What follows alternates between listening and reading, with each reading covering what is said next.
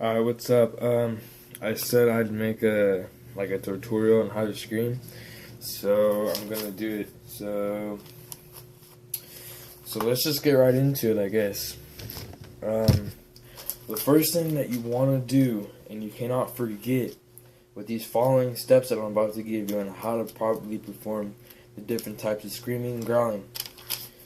So there are warm-ups. Now warm-ups are, I can't stress how much these are important, because say you're going for like a really high scream, you're not going to get there without warm-ups. I mean, you can, but without warm-ups you're going to damage your voice and you're going to damage your vocal cords and your larynx. So warm-ups. Now I've already warmed up. Now these can be awkward and these can feel really weird, but I'm telling you, there are different ways. Like, for you that know how to sing out there and you know what vocal warm-ups are, just use your natural way of warming up. Just, if you're, like I said, if you're like a singer, a vocalist, but not necessarily a death metal vocalist, but you know how to sing, and you know that how important warming up is for singing, do those warm-ups. Like, I'm going to give you an example, okay? Now, I've already warmed up, and this is kind of awkward, but I'm just going to do it because I would. Okay, so warm-ups. Like buzzing, like zzzz, and then go deeper, deeper, deeper, deeper, and then higher, higher, higher, higher with it. And then just do that, and then like do it while bouncing on your heels. So like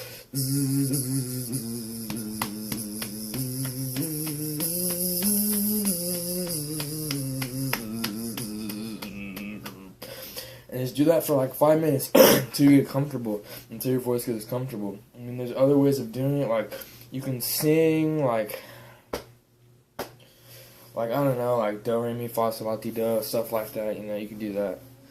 Me personally, I'm not a very good singer. I just do my warm-ups, get them over with, and then perform my screaming. So, warm-ups.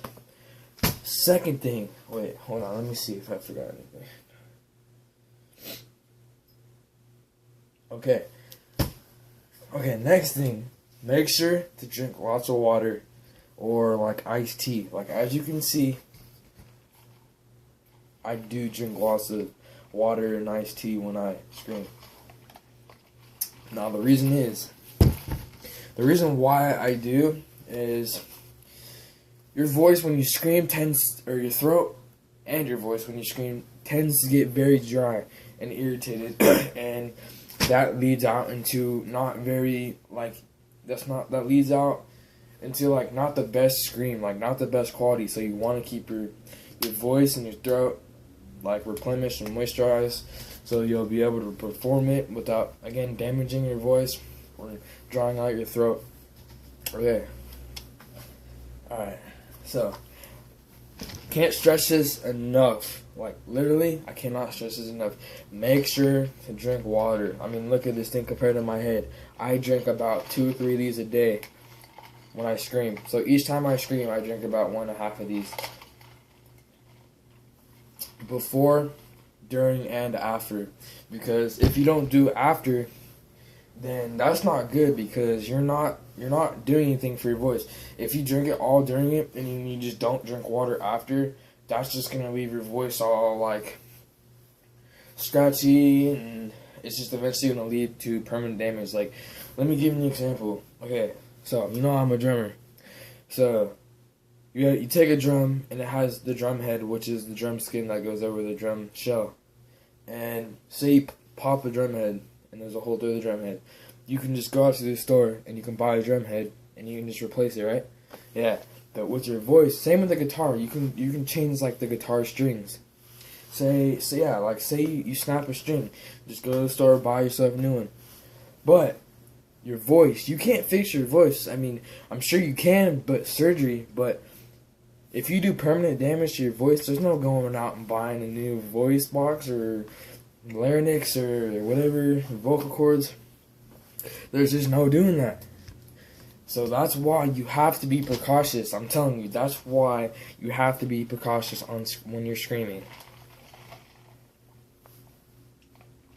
make sure I drink a lot of this because I'm gonna perform how it's done. Okay, next. Okay, yeah. Do not drink syrupy things. Like, don't. Okay. If you guys know Whitechapel, their lead vocalist likes to drink like a warm cherry Pepsi before these things. He says somehow it helps him, but technically, I advise you to stay away from syrupy drinks like soda and stuff like that, because that stuff will dry out your voice. And you don't want to dry out your voice. You want to moisturize your voice. Or not your voice, but your throat. I'm sorry. You want to moisturize your throat and your vocal cords. Okay. Next. Well, yeah. Let me go back on the syrupy things. So, remember, two main things that I suggest. Like, if you're going to do a warm-up drink before you drink all the water and iced tea, warm tea with honey. That's, like, one of the best things. Warm tea with honey. Let me think. Yeah, that's really the only thing that I drink is warm tea with honey. So, warm tea with honey. That'll work. Okay. Let's see. Alright. How it's performed. We're going to do low guttural false chord screams. Okay. So what a low guttural and a low false chord scream is. Okay, so you know you take the low scream like you take that low scream. Guttural. So there's a low just and then there's guttural, which is more like a gurgling, like kind of like that sound that makes your body just clench, like the really low, brutal death metal growl, and that goes like this.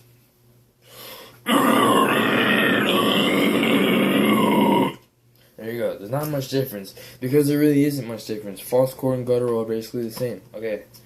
Now, next. Oh yeah, I gotta tell you how to perform. Okay, hold on. Okay, so how to perform this. It's gonna be a long video. Let me plug in my charger really quick. Yeah, sorry about this. So take 1 second.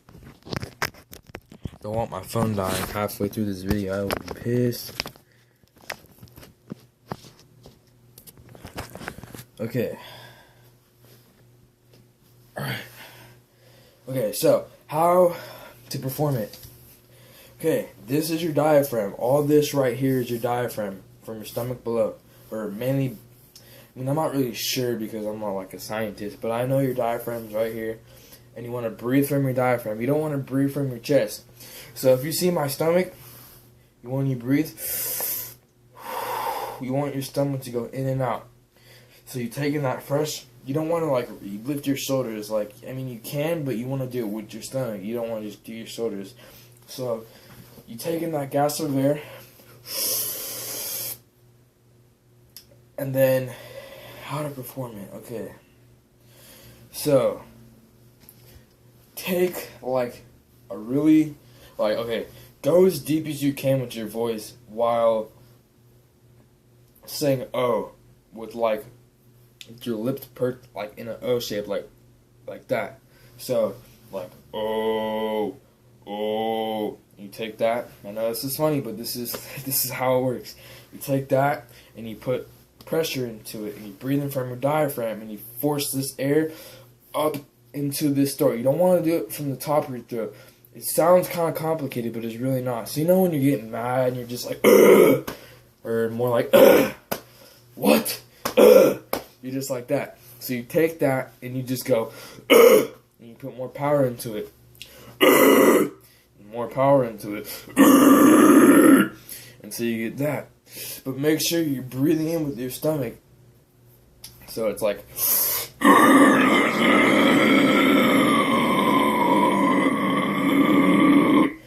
so you get that, okay? And as you can tell, I am drinking a lot of water, or iced tea during this.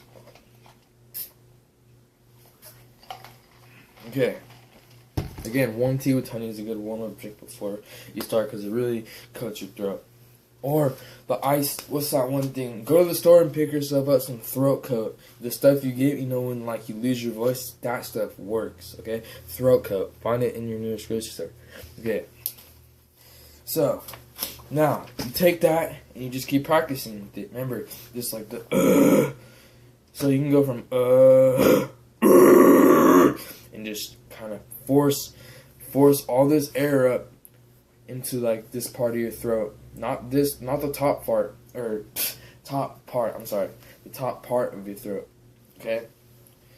And you just again, breathe in. Make sure you're not breathing from your chest up here. Make sure you're not just lifting your shoulders. Make sure you're pushing your stomach out with it, and you're filling your stomach out in with air. So it's okay, there you go.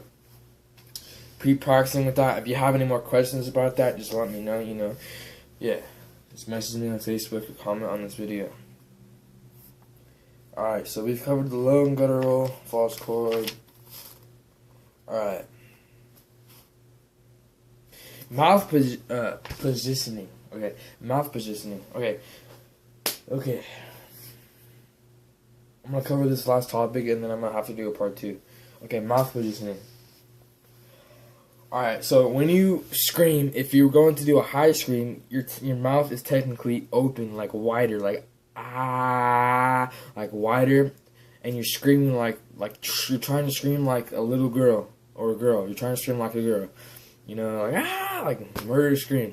You're trying to scream like a girl, but at the same time you're doing the into it. Okay. Now, mouth positioning. We'll cover mouth positioning for like lows. So you have the like the oh kind of thing, right? So you take the like the and as you can see, my tongue just stays in the normal place. But if I want to get like the gutturals high, instead of just a clean deep, I move my tongue around.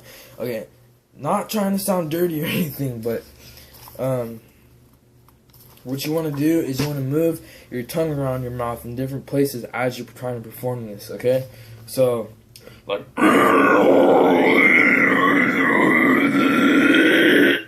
stuff like that. You see how I'm projecting different sounds? Yeah, okay. Now, try that. Try moving your tongue on like the top of your teeth, like on the corner of your mouth while it's curled up. Stuff like that, okay? Now, I'm going to have to cut this to part 2 because this video is 12 minutes, almost 13 minutes long, and I'll have part 2 on the way.